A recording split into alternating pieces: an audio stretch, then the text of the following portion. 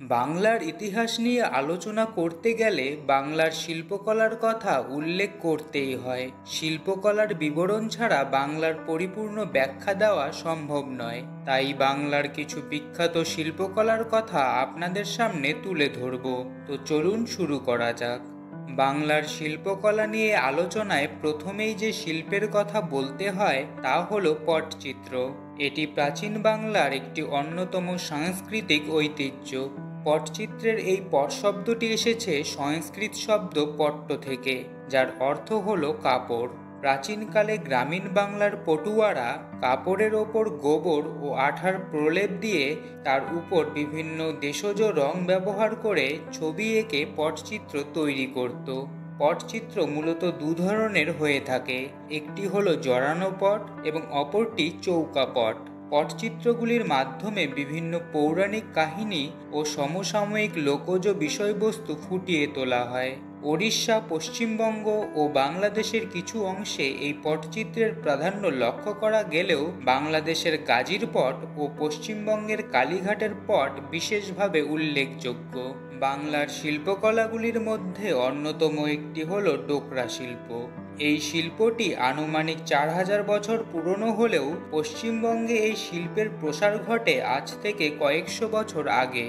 ডোকরা শিল্পে পিতল দিয়ে বিভিন্ন মূর্তি তৈরির পাশাপাশি আসবাবপত্রও তৈরি করা হয়। সিন্ধু সভ্যতার শহর মহেঞ্জোদারোতে ডোকরা শিল্পের একাধিক নিদর্শন পাওয়া গেলেও ছত্তিশগড়, ঝাড়খণ্ডের পাশাপাশি পশ্চিমবঙ্গের পশ্চিম প্রান্তের জেলাগুলিতে এই শিল্পের প্রভাব লক্ষ্য করা যায়। ডোকরা শিল্পের জন্য শম্ভু কর্মকার, আরাধন কর্মকারের মতো একাধিক বাঙালি শিল্পী রাষ্ট্রপতি পুরস্কার পেয়েছিলেন।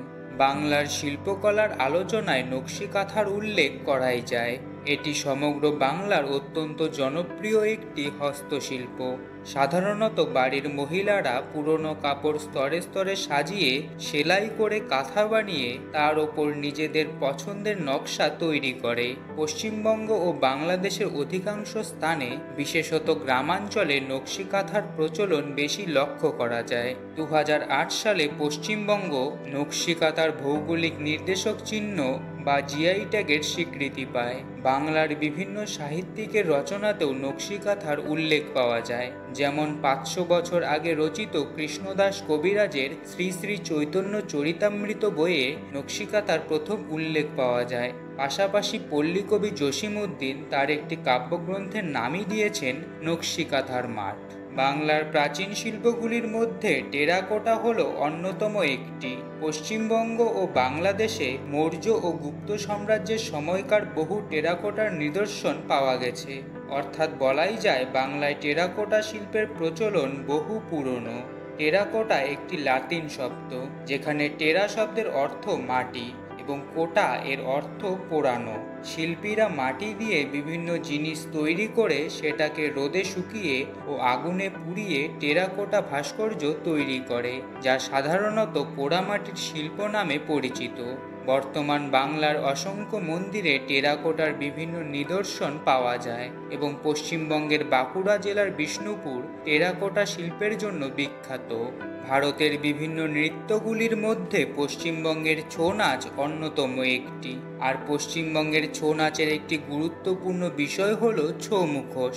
ইতিহাস অনুসারে বাঘমুন্ডির রাজা মদনমোহন সিংহ দেওয়ের সময় থেকে এই মুখোশ বানানোর প্রচলন শুরু হয়। মূলত পশ্চিমবঙ্গের পুরুলিয়া জেলার শিল্পীরা কাগজ, কাদামাটি ইত্যাদি দিয়ে ছাঁচ তৈরি করে তার উপর বিভিন্ন পৌরাণিক চরিত্রের রূপ দিয়ে এই মুখোশ তৈরি করে।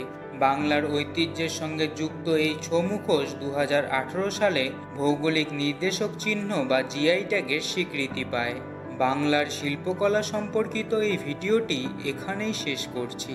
বাংলার শিল্পগুলির মধ্যে আপনার পছন্দের শিল্পের নাম অবশ্যই কমেন্ট করে জানাবেন এবং এই রকম তথ্যপূর্ণ ভিডিও পেতে অবশ্যই সঙ্গে থাকবেন।